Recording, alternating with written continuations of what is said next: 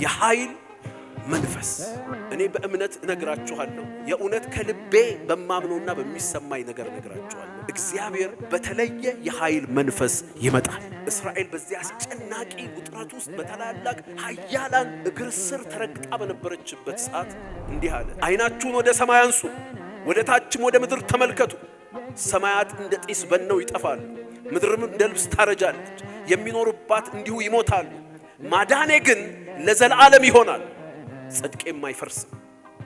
ጽድቅን የምታውቁ ሕጌን በልባችሁ ያለ ሕዝብ፣ ጽድቄን የምታውቁ ሕጌን በልባችሁ ያለ ሕዝብ ሆይ ስሙ። የሰውን ተግዳሮት አትፍሩ፣ በስድባቸውም አትደንግጡ። እንደ ልብስ ብል ይበላቸዋል፣ እንደ በግ ጠጉርም ትል ይበላቸዋል። ጽድቄ ግን ለዘላለም ማዳኔም ለትውልድ ሁሉ ይሆናል። በዚህ አይነት አውድ ውስጥ እንዲህ የምታደርገው እንዴት ነው? የእግዚአብሔር ክንዶ ተነስ፣ ኃይልንም ልበስ። በቀድሞ ወራትና በጥንቱ ዘመን በነበረው ትውልድ እንደሆነው ተነስ።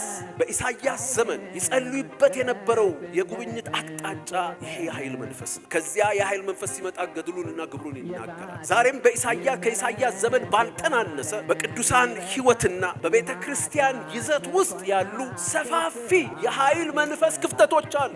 ኃይል አንሶናል፣ ኃይል አጥሮናል። እነዚህ በቅዱሳን ሕይወትና በቤተ ክርስቲያን ይዘት ውስጥ፣ አገልግሎት ውስጥ፣ ሁኔታ ውስጥ፣ ሕይወት ውስጥ ያሉት የኃይል መንፈስ ክፍተቶች the gaps of the spirit of power ምንድን ናቸው?